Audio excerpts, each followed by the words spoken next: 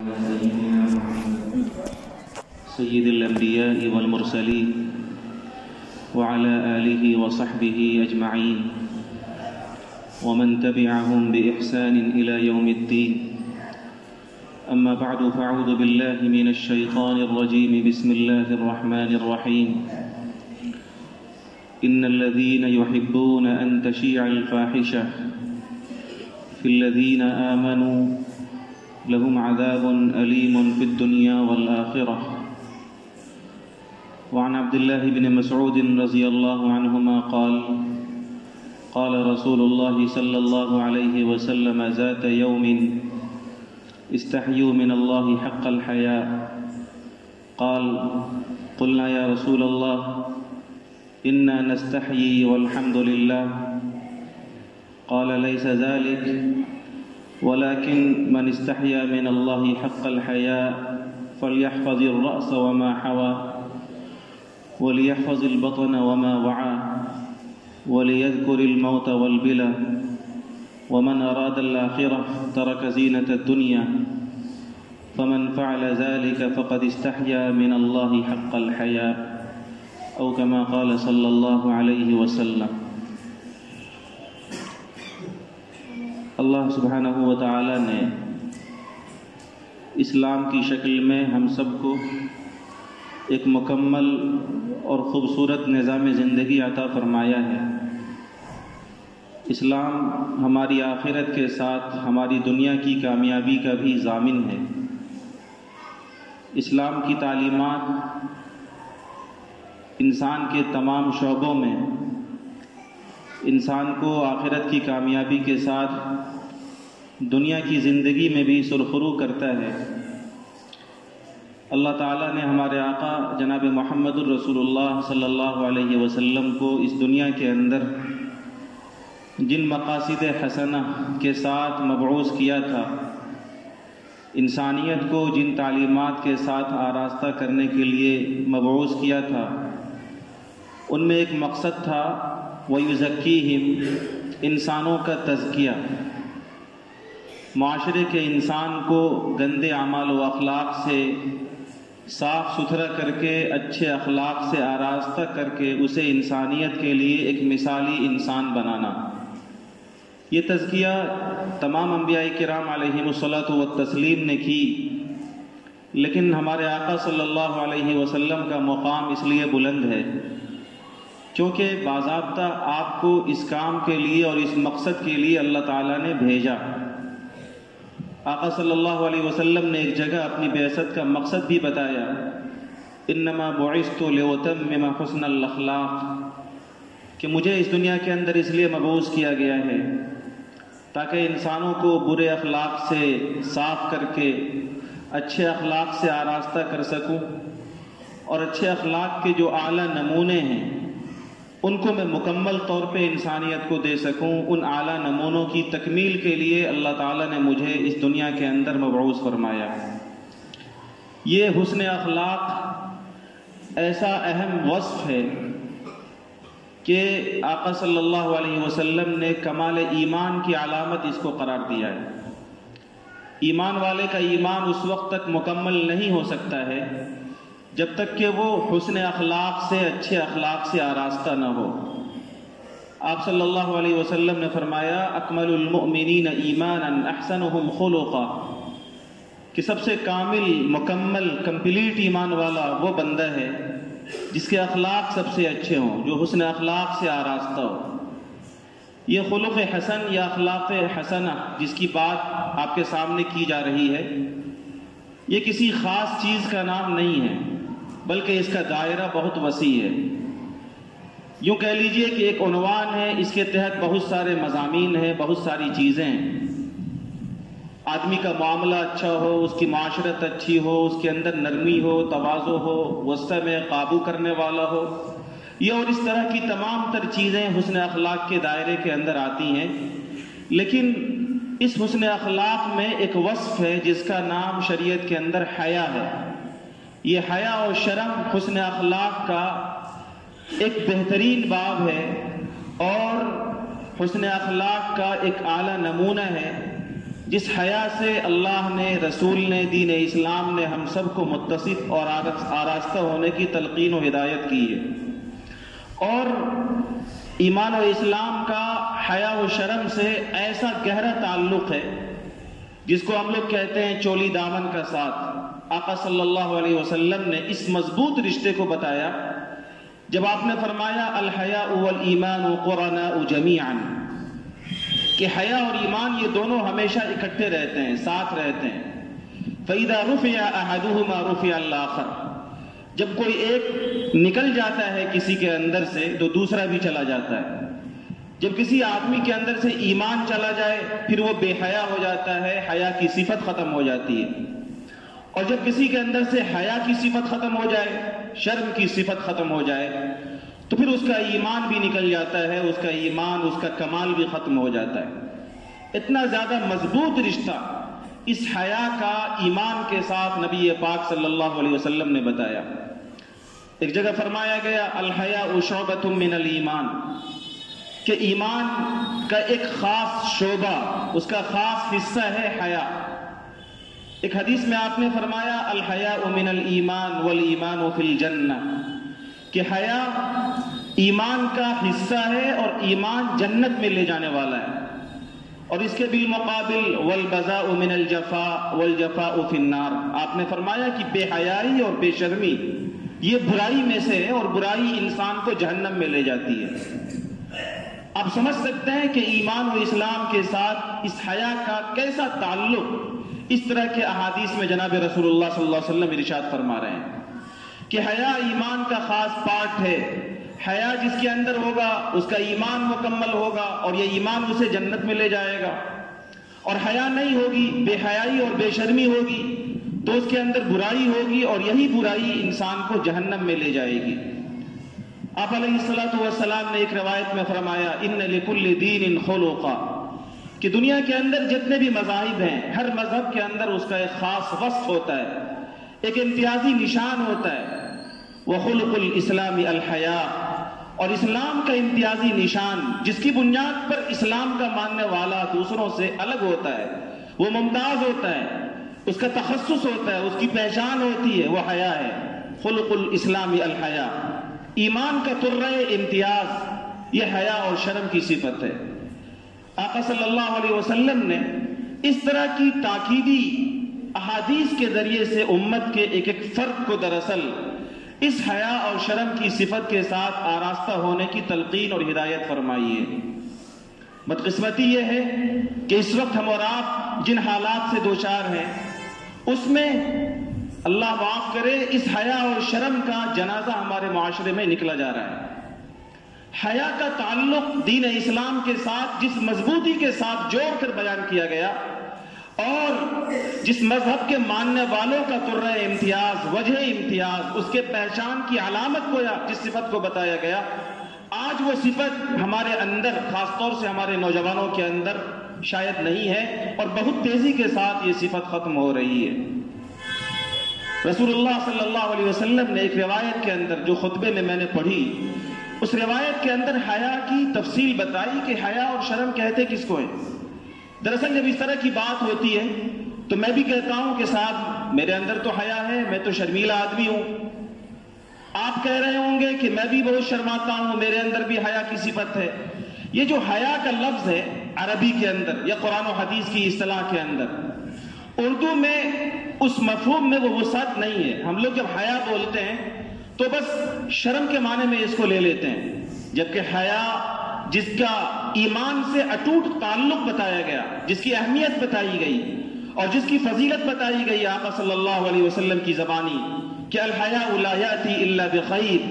حیا جس کے اندر ہوگا وہ خیر ہی لے کر کے آئے گی۔ اس کے اندر جس آدمی کے اندر یہ صفت ہوگی وہ آدمی ہمیشہ بھلائی کے اندر ہوگا، اور یہ صفت اس کے لیے ہمیشہ خیر کھینچ کر لائے گی۔ آپ نے فرمایا ایک جگہ الفحش ما کان الفحش فی شیء الا شانہ، کہ جس کسی انسان کے اندر بے حیائی ہوتی ہے تو بے حیائی اور بے شرمی کی صفت انسان کو بے وقت بنا دیتی ہے، بے وزن بنا دیتی ہے۔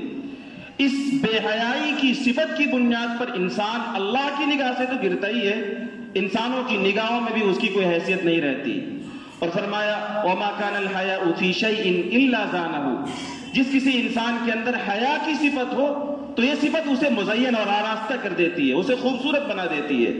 اس صفت کی بنیاد پر انسان اللہ کے یہاں بھی وزنی بن جاتا ہے اور بندوں کی نگاہوں میں بھی بڑا اچھا بن جاتا ہے۔ تو یہ جو حیا اتنی اہمیت بتائی جا رہی ہے اس کی، جب ہم بولتے ہیں اپنی زبان کے اندر اپنی اصطلاح میں تو اس کے معنی صرف شرم کے ہوتے ہیں، جبکہ جناب رسول اللہ صلی اللہ علیہ وسلم نے اس کا دائرہ بہت وسیع بتایا۔ چنانچہ جس روایت کی میں نے تلاوت کی، آقا صلی اللہ علیہ وسلم اس روایت میں فرماتے ہیں، حضرت عبداللہ بن مسعود کی روایت ہے کہ آقا صلی اللہ علیہ وسلم نے ایک موقع سے ارشاد فرمایا استحیوا من اللہ حق الحیا، اے میرے پیارو اللہ سے حیا کرو اور ویسی حیا کرو جیسا حیا کرنے کا حق ہے، اللہ سے ویسی شرم کرو جتنی شرم تمہیں کرنی چاہیے، اتنی حیا کرو جتنی حیا تمہیں کرنی چاہیے۔ یہ بات ان صحابہ سے کہی جا رہی تھی جن کو اللہ نے قیامت تک کے لیے نمونہ بنا دیا تھا، صحابہ کرام کی جس مقدس جماعت سے اللہ نے رضا کا پروانہ اس دنیا کے اندر عطا کیا تھا، جن کو کامیابی اولئک هم المفلحون کے ذریعے سے اللہ نے اس دنیا کے اندر سنائی تھی۔ اس کامیاب جماعت کو، اس کامیاب سوسائٹی میں رہنے والے ایک ایک فرد کو یہ کہا جا رہا ہے کہ حیا کرو، تو صحابہ کرام کیا جواب دے سکتے تھے؟ انہوں نے کہا انا نستحی والحمدللہ، یا رسول اللہ، اللہ کا شکر ہے کہ آپ کی پاکیزہ تربیت اور صحبت کے نتیجے میں ہمارے اندر یہ صفت ہے، ہم الحمدللہ اللہ سے حیا کرتے ہیں، شرم کرتے ہیں۔ تو آقا صلی اللہ علیہ وسلم نے اس کی وضاحت فرمائی کہ تم اس کو جتنا محدود سمجھ رہے ہو وہ مراد نہیں ہے، بلکہ اس کا دائرہ بہت وسیع ہے۔ من استحیا من اللہ حق الحیا فلیحفظ الرأس وما حوا، آقا صلی اللہ علیہ وسلم نے فرمایا کہ اللہ سے ویسی حیا کرنا جیسی حیا کرنے کا حق ہے۔ اگر تم وہ کرنا چاہتے ہو تو نمبر 1 اپنے سر کی حفاظت کرو، اور سر کے ساتھ جو اعضاء ہیں ان کی حفاظت کرو۔ آدمی اپنے سر کی حفاظت کرے اور اس کے ساتھ یہ سر جن اعضاء کو شامل ہیں ان تمام اعضاء کی حفاظت کرے۔ آدمی کا سر ہے، اس کے ساتھ آدمی کی آنکھ ہے، کان ہے، زبان ہے، یہ دماغ ہے۔ آقا صلی اللہ علیہ وسلم فرما رہے ہیں کہ ان ساری چیزوں کی حفاظت کرو کہ تمہارے دماغ میں گندی چیزیں نہ آئیں، تمہارے دماغ کے اندر گندی باتیں نہ آئیں۔ تمہارے سر کے ساتھ تمہاری آنکھ ہے، اس آنکھ سے وہی دیکھو جس کے دیکھنے کا تمہارے اللہ نے حکم دیا ہے، وہ مت دیکھو جس کو دیکھنے سے تمہارا رب تم سے ناراض ہوتا ہے۔ تمہارے سر کے ساتھ یہ تمہارا کان ہے، اس سے وہی بات سنو جو تمہارے لیے سننا جائز ہے، وہ بات مت سنو جس کا سننا تمہارے رب نے تمہارے لیے منع کیا ہے۔ سر کے ساتھ یہ زبان ہے، اس زبان سے وہی بولو جس کا بولا جانا اللہ کو پسند ہے، اور جن باتوں کے بولنے سے اللہ رسول نے منع کیا ہے ان چیزوں سے اپنے آپ کو بچاؤ۔ یہ سب سے پہلا درجہ کہ آقا صلی اللہ علیہ وسلم فرماتے ہیں سر اور سر کے ساتھ تمام اعضاء کی حفاظت کرو۔ اب ذرا سا ہم جائزہ لے لیں اپنا، آج ہمارے معاشرے میں ہو کیا رہا ہے؟ ہمارے کان بھی غلط سننے کے عادی ہیں، اور جب تک غیبت نہ سن لیا جائے کان سے سکون ہی نہیں ملتا۔ یہ ہماری زبان ہے، اچھی باتیں بولنے سے شاید ہماری غذا ہضم نہیں ہوتی، جب تک ہم اپنے دوستوں کی محفل میں کسی کی برائی نہ کر لیں، کسی کی غیبت نہ کر لیں، کسی کے بارے میں غلط بات نہ بول دیں، تب تک شاید ہماری زبان اس میں کھجلی ہوتی رہتی ہے۔ ہماری ہر مجلس میں غیبت، یہ زبان کا غلط استعمال۔ آنکھ ہے ہمارے سر کے ساتھ لگی ہوئی، اللہ معاف کرے آج کل جو ہمارا نوجوان طبقہ ہے،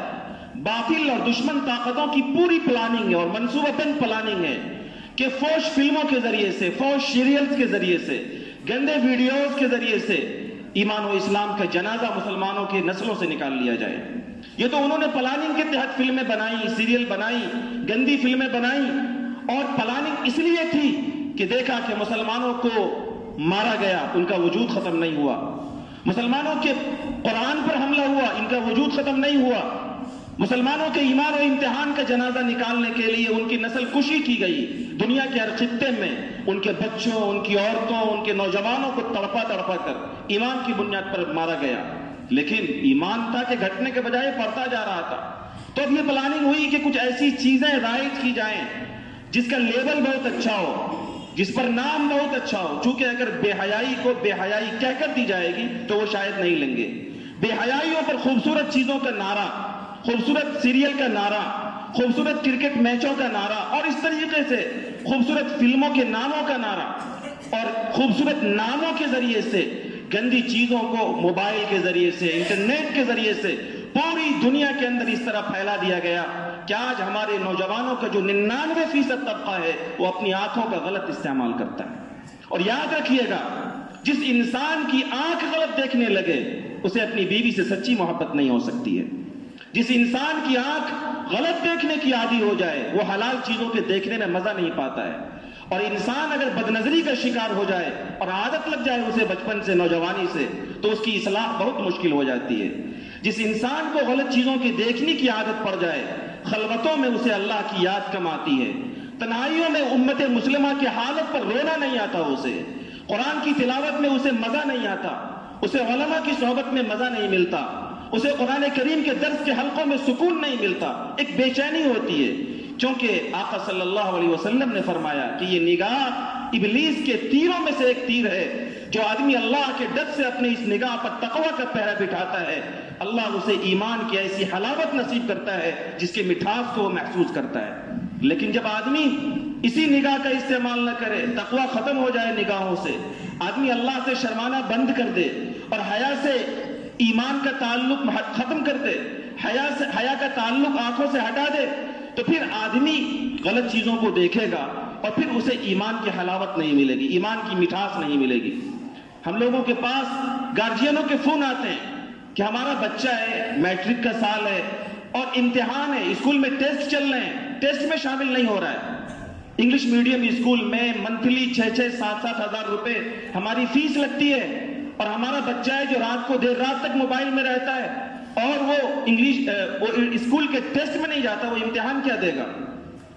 ہم نے انہیں سمجھایا، پھر ہم نے یہ پوچھ لیا کہ یہ بتائیے کہ آپ کا بچہ جو میٹرک کا امتحان کرنے والا ہے، جب وہ رات کو سوتا ہے تو آپ اس کو موبائل دے کر سلاتے ہیں یا اس سے موبائل لے لیتے ہیں؟ تو کہا نہیں موبائل وہ لے کر سوتا ہے۔ میں نے کہا آپ موبائل کیوں نہیں لیتے ہیں؟ آپ کیسے باپ ہیں جو آنکھ کا ایک انگارہ اپنے بچے کے ہاتھ میں چھوڑ دیتے ہیں اور یہ سوچ کر مطمئن ہے کہ وہ موبائل سے اچھی چیزیں دیکھ رہا ہوگا، وہ موبائل کا اچھا یوز کر رہا ہوگا؟ تو انہوں نے کہا کہ میں تو لینا چاہتا ہوں لیکن اس کی جو والدہ ہے وہ مجبور کر دیتی ہے کہ نہیں چھوڑ دیجئے، سختی مت کیجئے۔ تو ماں بھی موبائل پر، بچے بھی موبائل پر، اور جب موبائل پر غلط چیزوں کی دیکھنے کی عادت ہو جائے میرے بھائی اور میرے بزرگوں، تو یاد رکھیے گا کہ آنکھوں سے حیا کا رشتہ ختم ہو جاتا ہے، آنکھ انسان کی بے حیا ہو جاتی ہے، اور اسلام نے بے حیائیوں پر قدغن لگانے کے لیے سب سے پہلے جس چیز پر پہرا بٹھایا ہے وہ نگاہ ہے۔ قرآن مجید میں کم ایسی آیتیں ہیں جن میں اللہ تعالیٰ نے مردوں کو الگ حکم دیا ہو اور عورتوں کو الگ حکم دیا ہو، لیکن ایک ایسا حکم جس میں عورتوں کو کہا گیا الگ سے، مردوں کو الگ سے کہا گیا۔ اللہ فرماتے ہیں قُل لِّلْمُؤْمِنِينَ يَغُضُّوا مِنْ أَبْصَارِهِمْ وَيَحْفَظُوا فُرُوجَهُمْ، اے نبی آپ کہیے اپنے ماننے والوں سے، اپنی امت کے لوگوں سے، مسلمانوں سے کہ اپنی نگاہوں کی حفاظت کرو، اپنی آنکھوں کو پست رکھو، جھکا کر چلو اپنی آنکھوں کو، اور اپنی شرمگاہ کی حفاظت کرو۔ یہ سیم آیت یہی بات عورتوں سے الگ کہی جا رہی ہے، قُل لِّلْمُؤْمِنَاتِ يَغْضُضْنَ مِنْ أَبْصَارِهِنَّ وَيَحْفَظْنَ فُرُوجَهُنَّ، اے نبی آپ کہیے ایمان والی بیٹیوں سے، ماؤں سے، بہنوں سے، عورتوں سے کہ اپنی نگاہوں کو نیچی رکھیں اور اپنی شرمگاہ کی حفاظت کریں۔ یہ نگاہیں نیچی کیسے رہیں گی جب انہی نگاہوں سے خلوتوں میں غلط چیزوں کو دیکھا جائے گا؟ یہ نگاہیں سڑکوں کے اوپر کیسے محفوظ رہیں گی جب خلوتوں میں اور تنہائیوں میں ہم غلط چیزوں کے دیکھنے کے عادی ہو جائیں گے؟ میرے بھائی اور میرے بزرگوں، ضرورت ہے کہ اپنی نسلوں سے اس بے حیائی اور بے شرمی کو ختم کیا جائے، اپنے بچے اور بچیوں کے موبائل پر پابندی لگائی جائے، راتوں میں ان کی پہرہ داری کی جائے، انہیں قرآن مجید کی تلاوت کا پابند بنایا جائے، راتوں کو سوئیں تو سورہ ملک کی تلاوت کر کے سوئیں۔ فرمایا گیا کہ اپنی بیٹیوں کو سورہ واقعہ سکھلاؤ۔ کتنے گھر ہوں گے جن گھروں کے اندر بیٹیاں راتوں کے اندر سورہ واقعہ کی تلاوت کر کے سوتی ہوں گی؟ لیکن میں یقین کے ساتھ کہتا ہوں کہ 99% ایسے گھر ہوں گے جن گھروں کے اندر موبائل دیکھ کر ہم سوتے ہیں۔ 1% شاید گھر ہو جہاں پر رات کے معمول میں یہ ہو کہ بھائی موبائل دور ہٹا کر سویا جائے۔ اس سے غلط چیزیں صحت کے لیے بھی ہمارے لیے بھی ہیں، ایمان کے لیے بھی ہمارے لیے۔ اس لیے یہ جو آقا صلی اللہ علیہ وسلم کا فرمان ہے کہ اللہ سے حیا کرنے کا سب سے پہلا تقاضا ہے کہ آدمی اپنے سر اور اس کے اعضاء کی حفاظت کرے، اپنی آنکھ یہ غلط نہ دیکھے، کان غلط نہ سنے، زبان غلط نہ بولے، افکار و خیالات گندے نہ ہوں۔ اور آقا صلی اللہ علیہ وسلم نے آگے فرمایا اس حدیث کا دوسرا ٹکڑا، وَلْيَحْفَظِ الْبَطَنَ وَمَا وَعَى، کہ پیٹ کی حفاظت کرو اور اس پیٹ کے ساتھ جو اعضاء ہے ان کی حفاظت کرو. پیٹ کی حفاظت، اس کا اصل مطلب اور مقصد تو یہ ہے کہ تمہارے پیٹ میں غلط غذا نہ جائے، حرام لقمہ نہ جائے، حرام آمدنی کماؤ، حرام جائز راستے سے روزی کماؤ اور جائز غذا اپنے پیٹ کے اندر ڈالو. اور اس سے اشارہ یہ بھی ملتا ہے کہ اس کے ساتھ جو اعضاء ہیں جیسے ہمارے پاؤں یہ غلط چیزوں پر، غلط جگہوں پر نہ جائیں، ہمارے ہاتھ یہ غلط جگہوں پر نہ اٹھے اور ہماری شرمگاہ اس کا مس یوز نہ ہو، ہمارے دل اس کے اندر غلط چیزیں نہ آئیں. یہ ساری چیزیں اس حدیث کے اشاروں میں ہمیں آقا صلی اللہ علیہ وسلم کے ذریعے سے بتایا گیا کہ ایمان والا ان چیزوں کی حفاظت کرے. اور پھر فرمایا وَلْيَذْكُرِ الْمَوْتَ وَالْبِلَى کہ ایمان والا ہمیشہ اپنی موت کو اور موت کے بعد کی زندگی کو یاد کرے. آج جب کسی مجلس میں موت کا تذکرہ ہوتا ہے تو ہمیں ناگواری ہونے لگتی ہے، پریشانی ہونے لگتی ہے اور ہم اس کو ناپسند کرتے ہیں، جبکہ آقا صلی اللہ علیہ وسلم فرماتے ہیں اکثروا ذکر حازم اللذات، اے لوگوں لذتوں کو توڑنے والی چیز موت کو خوب یاد کرو. بزرگوں کے یہاں خانقاہوں میں باضابطہ دن رات کے 24 گھنٹوں میں تھوڑا سا وقت موت کے مراقبے کے لیے ہمارے اکابرین تجویز کرتے ہیں کہ آپ دن رات میں کوئی ایک وقت ایسا فارغ کریں جس وقت میں آپ اپنے بارے میں یہ سوچیں کہ اب میں مر رہا ہوں، اب میری روح نکل رہی ہے، اب لوگ مجھے غسل کرا رہے ہیں، کفن پہنا رہے ہیں، اب لے جا رہے ہیں، اب قبر میں نکیرین سوالات کے لیے آ رہے ہیں، وہ سوال کر رہے ہیں اور میرے پاس جواب نہیں ہے، میرے اعمال ایسے ہیں کہ شاید میں پھنس رہا ہوں. تو فوراً آدمی جب روزانہ اس طریقے سے اپنی موت کو اور موت کے بعد قبر کے، برزخ کے اور پھر آخرت کے احوال کو یاد کرے گا تو پھر انسان کے اندر حیا کی بھی صفت آ جائے گی. آقا صلی اللہ علیہ وسلم یہ فرماتے ہیں موت اور برزخ اور آخرت کے احوال کو یاد کرو. آقا فرماتے ہیں ومن اراد الآخرہ ترک زینت الدنیا، جو آدمی آخرت کو مقصد بناتا ہے، آخرت جس کا جو طالب ہوتا ہے، جو آخرت کے ہمیشہ کی زندگی میں آرام چاہتا ہے، وہ دنیا کی ناجائز خواہشات اور شہوتوں کے پیچھے پڑ کر اللہ کے احکامات کو نہیں توڑتا، وہ دنیا کی زیب و زینت کے پیچھے نہیں بھاگتا، وہ دنیا کی چکا چوند کے پیچھے نہیں بھاگتا. آدمی آج دنیا کے اندر دنیا کی چکا چوند کے پیچھے بھاگنے کے لیے حلال و حرام کی تمیز کو اٹھائے ہوا ہے. آقا فرماتے ہیں کہ جب آدمی آخرت کو اپنا مقصد بناتا ہے تو دنیا کی زینت سے وہ اپنے آپ کو الگ کرتا ہے. فرمایا کہ جب آدمی یہ 3 کام کر لے، سر اور اس کے ساتھ کے اعضاء کی حفاظت کرے، پیٹ اور اس کے ساتھ کے اعضاء کی حفاظت کرے، اسی طرح موت اور اس کے بعد کے حالات کو یاد کرے، تو نبی علیہ السلام نے فرمایا من فعل ذلك، جو آدمی ایسا کر لیتا ہے فقد استحیا من اللہ حق الحیا، تو اس آدمی نے اللہ سے شرم کی جیسی شرم کرنی چاہیے. میرے بھائی اور میرے بزرگوں، ہم ایمان والے ہیں، رسول پاک صلی اللہ علیہ وسلم نے اور ہمارے دین و مذہب نے ہم سب کو اس بات کا پابند کیا ہے کہ اس صفت کے ساتھ ہم اپنے امتیاز کو ظاہر کریں. دنیا کے اندر دوسرے نوجوانوں پر، جو ہمارے بچے اسکول کالج میں پڑھتے ہیں، وہ دوسرے دھرم کے ماننے والے بچوں پر، جو بچیاں ہمارے اسکول کالج کی طرف بڑھتی ہیں، دوسرے ہماری جو بچیاں ہیں ان کا امتیاز ہو اس حیا اور شرم کی صفت میں. آج کوچنگ سینٹرز پر جو بچیاں جاتی ہیں، ہمارے یہاں تو برقعے کے شاید رواج ہی نہیں ہے، رواج ڈالنے کی ضرورت ہے. ہماری جو بچیاں قریب البلوغ ہیں یا بالغ ہو چکی ہیں، یقیناً ہمارے پاس وسائل نہیں ہیں، ہم ان کو ادارے نہیں دے پا رہے ہیں، لیکن کم سے کم وہ اگر پڑھنے جا رہی ہیں تو وہ شرعی پردے میں تو جائیں، وہ حجاب میں تو جائیں. بچپن سے ان کی آنکھوں پر اللہ کی معرفت کا پردہ تو آپ بٹھائیں، بچپن سے ان کو حیا اور شرم کا پابند تو بنائیں. رسول اللہ صلی اللہ علیہ وسلم نے ہم سب کو اس کا پابند بنایا اور ہماری اور دوسری قوموں کے افراد کے درمیان اسی کو وجہ امتیاز بتایا ہے کہ آپ اور دوسروں میں جو امتیازی وصف ہے یہ حیا